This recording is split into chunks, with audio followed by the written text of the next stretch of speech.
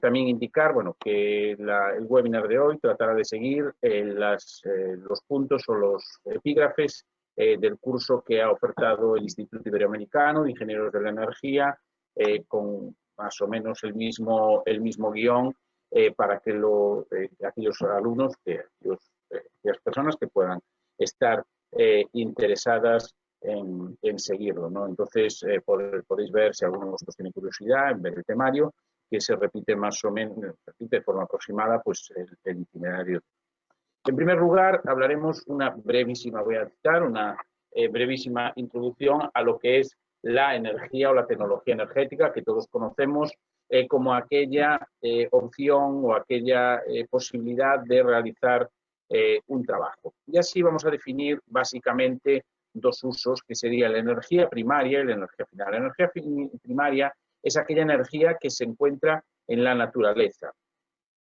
Tendría como su uso principal, la energía primaria, es la forma que las personas podemos utilizarlas sin realizar transformaciones o conversiones. ¿Cuál es el principal problema? Que es muy limitado. Básicamente podríamos hacer solo el uso de la energía solar pasiva en unos días con tanto frío como hoy, pero pese a que nosotros sabemos que en la Tierra o que en nuestro ambiente tenemos energía química de la madera o tenemos energía mecánica procedente del agua, eso para poder utilizarlo necesitamos hacer unas conversiones intermedias en forma de energía final. Es decir, la energía primaria, que sería en forma de esa energía mecánica que tiene el agua cayendo en una cascada, pero nosotros no la podemos aprovechar, sino que tenemos que utilizar un sistema de conversión para convertir eso en una molienda. Por ejemplo, en el caso de la energía eólica, es un caso donde tenemos energía mecánica en el aire y mediante una serie de transformaciones intermedias vamos a tener energía eléctrica para nuestro propio uso. Y aquí aparece algo conocido por todos nosotros como es la eficiencia energética.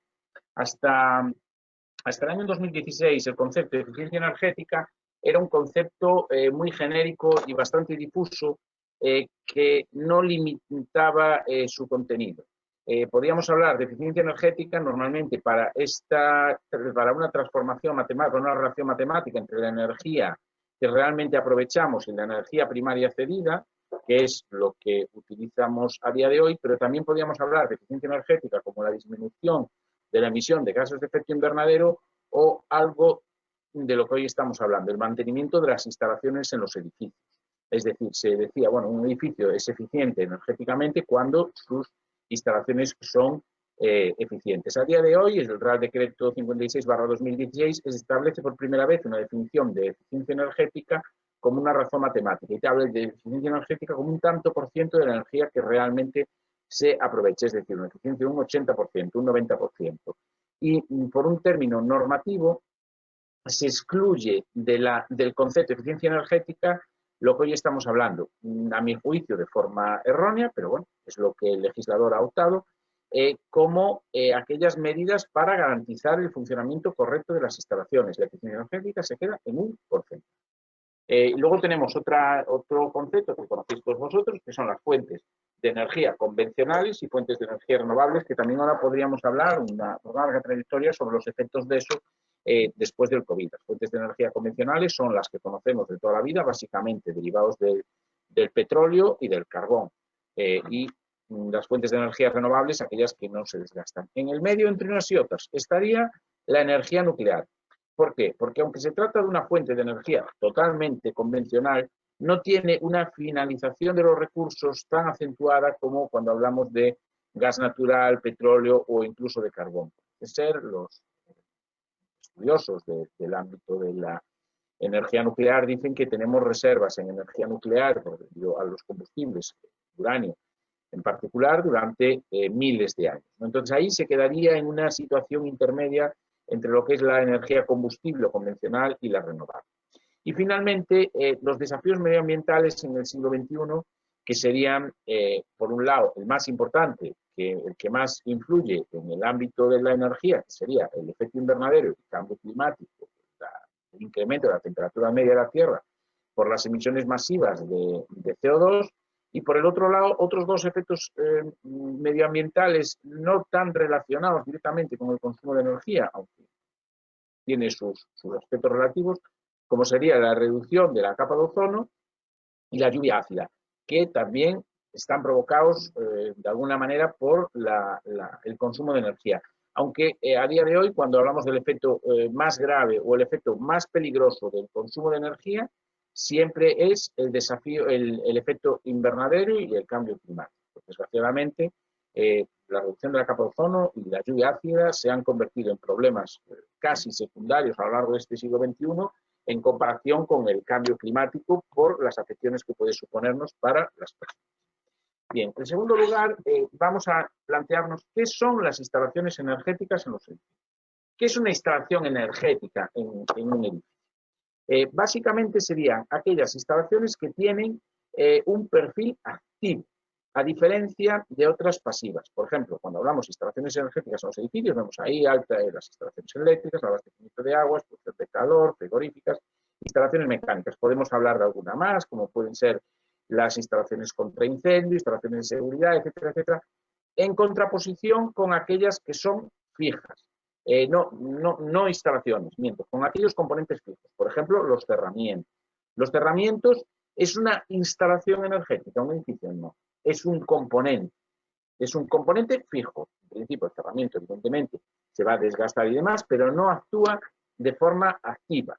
Entonces, a nivel, los podemos hablar, a nivel jocoso, para que lo entendamos, las instalaciones energéticas serían aquellas reguladas por los ingenieros, mientras que las instalaciones pasivas serían aquellas reguladas, o no instalaciones, los componentes pasivos serían aquellos que estarían diseñados, mantenidos por los arquitectos. Los cerramientos sería el caso más claro, pero luego podríamos hablar de términos de albañilería, pintura, etcétera, etcétera. Tampoco hay una frontera clarísima entre una y otra, ¿no? Pero bueno, yo los identificaría con esas dos grandes diferencias. Y ahí podéis hablar, podéis ver que cuando estamos hablando de las instalaciones energéticas son aquellas que nos están abasteciendo de alguna manera, de forma activa, de energía. Básicamente eléctricas en alta y baja tensión, el abastecimiento de aguas, y incluiríamos también el saneamiento, instalaciones de producción de calor y producción de agua caliente sanitaria, por ejemplo, en principio, en calderas, aunque también ahí tendríamos otra instalación de gran importancia, como es las instalaciones de energía solar térmica, que sería también de producción que podría incluirse aquí, bueno, que luego citaré, las instalaciones contrarias, que serían instalaciones frigoríficas, entendiendo como tal, principalmente las instalaciones de climatización y aire acondicionado, y por el otro lado, cámaras frigoríficas industriales que se utilizarían. Yo no le llamaría instalación, evidentemente, a una nevera o a un congelador. Y finalmente, los ascensores e instalaciones mecánicas. Ascensores sí que hay en los edificios, instalaciones mecánicas al uso no suelen ser típicas de los edificios, sino que suelen ser más típicas de aquellas naves industriales. Es decir, en una nave industrial vamos a tener instalaciones de mecanizado, instalaciones de funcionamiento automatizadas, de generación, de producción. En los edificios, en principio, no vamos a tener un gran número de instalaciones mecánicas más allá de los ascensores y en algún caso, pues excepcional, puede ser de los salvaescaleras o elevadores para personas con movilidad reducida. Vale, bueno, y ahora ya entro un poco ya en lo que es el concepto general de mantenimiento de los edificios. Vale. ¿Qué es el mantenimiento de los edificios? El mantenimiento de los edificios consistiría en aquel conjunto de técnicas desarrolladas por las personas para garantizar el correcto funcionamiento en condiciones de seguridad de las instalaciones de los edificios, entendiendo como conjunto de técnicas todo aquello que se hace para garantizar que las instalaciones antes citadas, electricidad, calefacción, fontanería, etcétera, etcétera, funcionan, en primer lugar, de forma correcta. Es decir, sabemos que están funcionando bien. En segundo lugar, de forma eficiente, que es diferente de eficaz, porque lo que es la eficacia significa que funciona, pero además tenemos que garantizarlo, que funciona al menor coste posible. Y en tercer lugar, en condiciones de seguridad. No nos valdría de nada una instalación que estuviera funcionando perfectamente y con una gran seguridad si fuera un origen de un riesgo claro e inminente. Entonces, estos tres componentes debemos de tenerlos muy claros siempre, que funcione eficaz, que funcione correctamente eficiente y además de forma segura. Y el mantenimiento consiste en garantizar todo eso. El mantenimiento se parece en gran parte a otra disciplina que yo también he estudiado mucho, he analizado, como es la prevención de riesgos laborales. Es una disciplina que es muy callada, que pasa muy desapercibida, pero que cuando no oímos hablar de ella, estamos consiguiendo unos buenos resultados. Cuando no se oye hablar de problemas en el mantenimiento, estamos consiguiendo unos buenos resultados. Y esto no debemos evitar todo lo contrario, que hacen algunos gerentes de empresa que directamente no quieren oír hablar del mantenimiento. Solo dicen que el mantenimiento aparece cuando se estropea un elemento y entonces es cuando el mantenimiento sí que procede realizar la reparación. Es decir, no, yo no quiero hacer mantenimiento del ascensor, sino que el día que se estropee el ascensor, pues lo reparo. Bueno, eso no es mantenimiento, pues nada. O sea, eso no es serio. Entonces, ahí vamos a poder definir básicamente tres tipos de mantenimiento en un criterio muy estricto que sería el mantenimiento preventivo, mantenimiento correctivo y el rediseño de las instalaciones. Básicamente, la diferencia entre los tres es clarísima. El mantenimiento preventivo es aquel mantenimiento que se realiza antes de que se produce el fallo. El mantenimiento correctivo es aquel que se produce después del fallo y el rediseño de una instalación consiste en las modificaciones de la misma una vez que se ha determinado o que se ha comprobado que de forma repetida empiezan a aparecer diferentes fallos en el mantenimiento. Es decir, si nosotros de forma reiterada sabemos que está fallando una caldera o una instalación de bombas, etcétera, etcétera, le aplicamos el mantenimiento correctivo, va a ser necesario que realicemos un rediseño porque ahí hay algún fallo. Y dentro de estos tipos de mantenimiento, algunos autores hablan de otros dos tipos de mantenimientos adicionales, que yo los incluyo siempre en el mantenimiento preventivo, las dos formas de mantenimiento, que sería el mantenimiento predictivo o mantenimiento a condición y mantenimiento programado. El mantenimiento predictivo, también llamado mantenimiento a condición, sería aquel que se realiza debido a los anuncios que dan las instalaciones de que están próximas a producirse un fallo. Y vamos a entenderlo de forma muy clara. Normalmente es porque aquella persona, bien el usuario, bien el responsable de mantenimiento, nota que se está produciendo algún fallo en el funcionamiento del mismo. Y la forma más clara de notar que se está produciendo ese fallo, hay una cosa que es inequívoca para notar que se produce ese fallo, que es cuando las instalaciones están haciendo ruidos anómalos o vibraciones anómalas.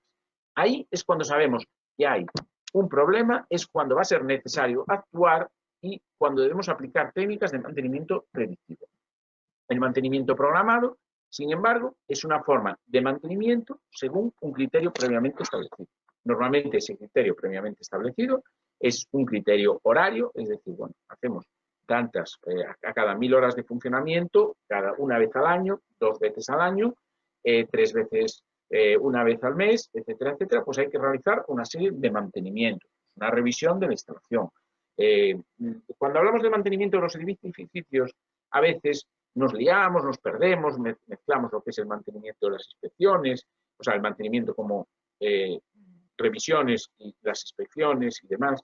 Y yo siempre pongo el mismo ejemplo. Todo el mundo lo entiende en el caso de un coche. Cuando tenemos un coche, tenemos que realizar unas revisiones a cargo de una empresa, de un taller mecánico, y luego, puntualmente, una vez al año, debe de pasar por la ITV a cargo de un organismo de control autorizado. En el caso de mantenimiento de calderas, eléctrico, ascensores, etcétera, etcétera, es exactamente lo mismo.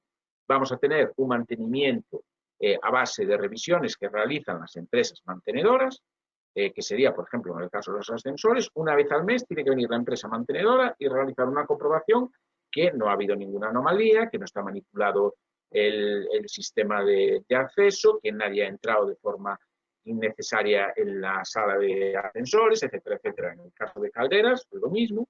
Y con una periodicidad variable vamos a tener una inspección a cargo de un organismo de control autorizado, que sería lo equivalente a la ITV. El organismo de control autorizado son organismos independientes, autorizados como tal por las administraciones públicas, para que nos verifiquen el funcionamiento seguro de la instalación. Y volvemos a la analogía del coche. En la revisión que nosotros nos hacen en un taller, puede buscar que el coche vaya más rápido, que el coche consuma menos, que el coche se asemeje lo máximo posible a sus mejores características, etcétera, etcétera. Cuando vamos a la ITV, lo que busca la inspección ITV es que se garantice el funcionamiento, es decir, tanto para sus ocupantes como para el resto, es decir, que los frenos funcionan, que los cinturones funcionan, que las luces funcionan, etcétera, etcétera. Y no entra tanto en si este coche alcanza los 185 km por hora de velocidad máxima o se queda en 160.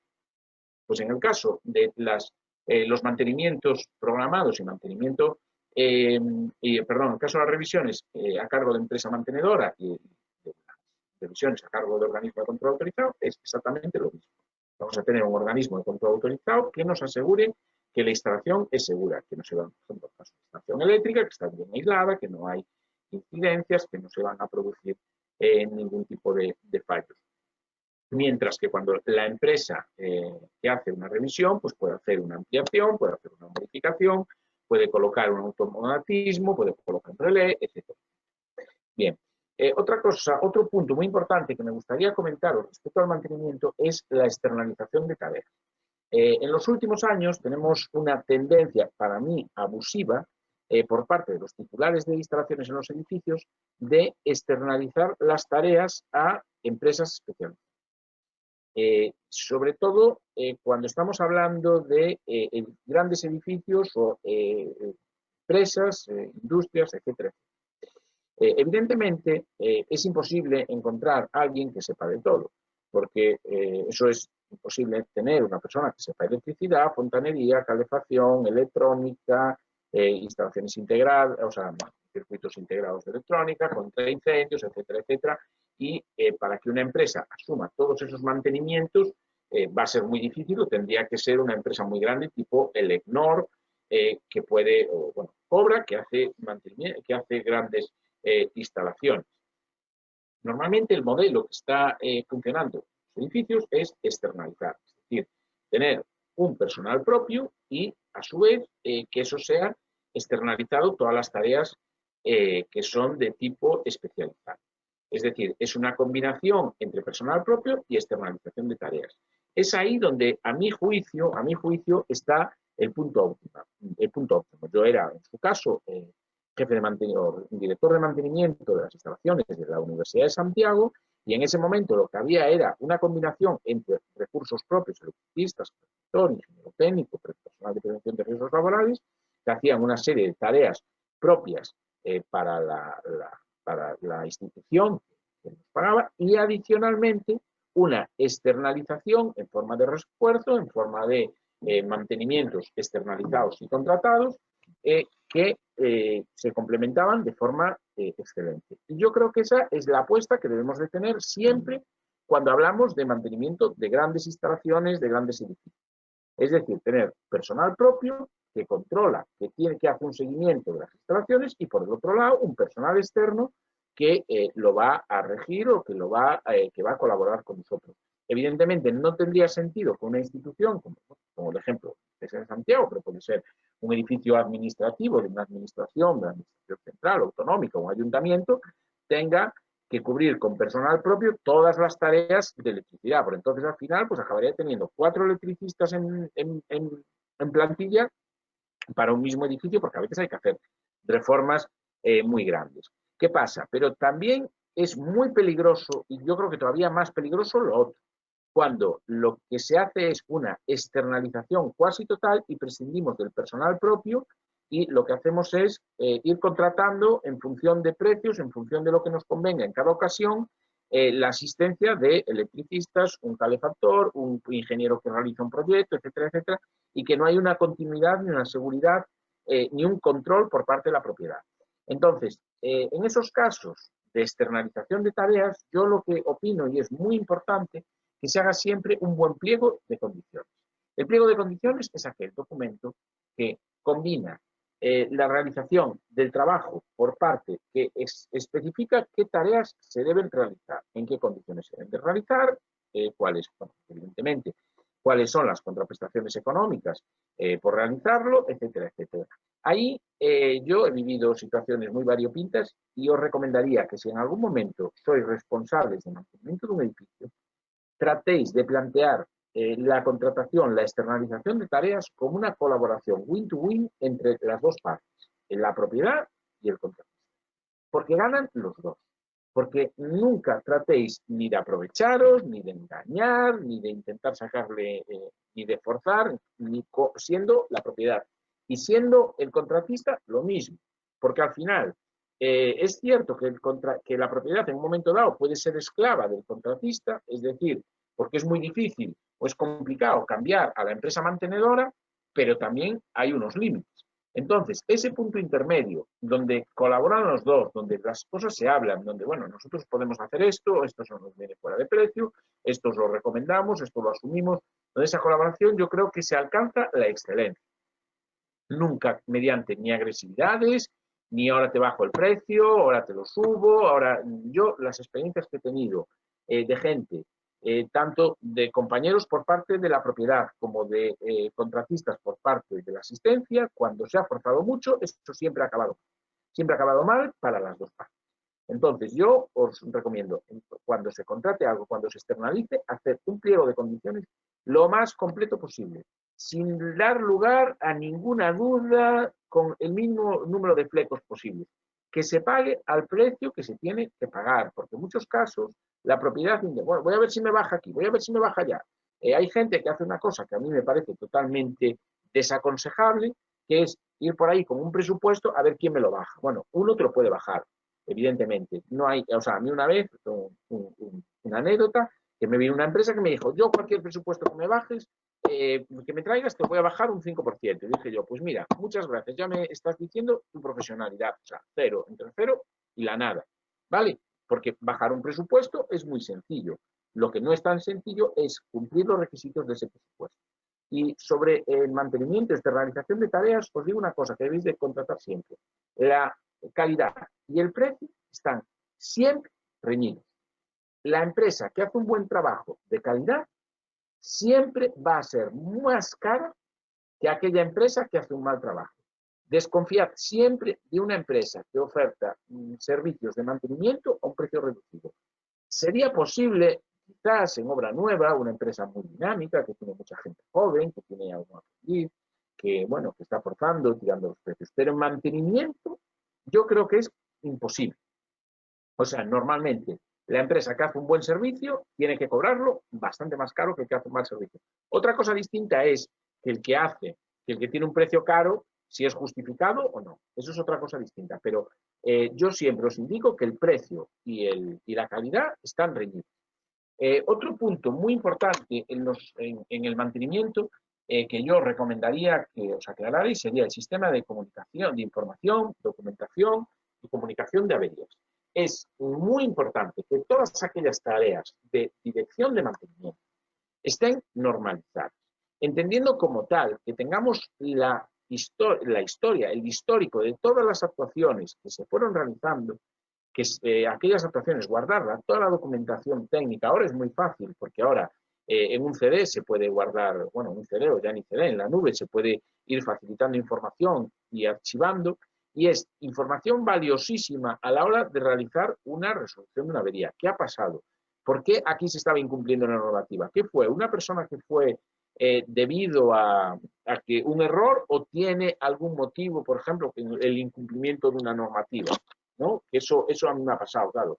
Y dices tú, oye, ¿por qué vamos a cambiar, a quitar aquí, a cambiar un térmico, que este térmico no funciona? Bueno, pues a lo mejor es mejor que no funcione, porque si lo colocas, dejas a un edificio completo sin suministro eléctrico, porque está sobredimensionado el consumo y no ha dado tiempo a hacer la reforma de la instalación. Vale, ese tipo de cosas, o porque es muy puntual un día a las 8 de la mañana, como pasó a mí en un sitio, que resulta que la potencia eléctrica no era suficiente por si coincidían dos ascensores. El consumo era muy elevado en el caso de los ascensores, pero en el resto del edificio no había problemas. ¿Qué pasa? Es cierto que no se debe incumplir la normativa, pero no es lo mismo que se incumpla porque durante 10 segundos a lo largo del día hay 2 ascensores funcionando simultáneamente en el arranque, que porque haya una sobrecarga generalizada de la instalación. Otro punto importante es la comunicación de averías. Muy importante evitar el ruido de fondo. ¿Quién debe de comunicar una avería? ¿A quién se la debe de comunicar? ¿Quién debe actuar? ¿Quién debe tomar las responsabilidades de actuaciones en condiciones normales, ordinarias, que debe ser el responsable, el director de mantenimiento, o en condiciones excepcionales, pues evidentemente, si hay que llamar a los bomberos porque hay un incendio, llamará cualquiera. Pero lo que no puede ser es que cualquier persona dé una orden de hacer una instalación eléctrica sin ningún tipo de criterio a un electricista que pasaba por allí y que después va a pasar una factura. La normalización del mantenimiento un poco en la línea de lo que os decía, que tratando además de registrar toda la documentación que podamos, que esta sea normalizada. Y finalmente, el director de mantenimiento es una figura que, como estamos en el Instituto Iberoamericano de Ingenieros de la Energía, debe ser citada como aquella persona responsable última del mantenimiento de las instalaciones. Es decir, aquella persona que es capaz de registrar el mantenimiento de las instalaciones, ser responsable y debe de tener la posibilidad de la toma de decisiones. Normalmente debe ser, o sea, yo recomiendo, es imprescindible que sea un ingeniero con las competencias reconocidas en el ámbito del mantenimiento, ingeniero industrial, ingeniero técnico industrial, con las especialidades. En otros casos no tienen las competencias reconocidas, pueden ser excelentes profesionales, como yo conozco ingenieros de minas, mecánicos navales, pero yo recomendaría el tema de las competencias reconocidas por si un día hay un problema de legalidad de instalaciones. ¿Quién era el responsable de mantenimiento de esta instalación? Había una persona, o imaginemos un arquitecto, puede ser, ¿qué pasa? Si un día, que esperemos que no se produzca, hay una responsabilidad legal, lo primero que va a pedir un juez es si estaban cumpliendo las condiciones de mantenimiento. Y ahí los reglamentos de seguridad industrial exigen la presencia de estos tipos de...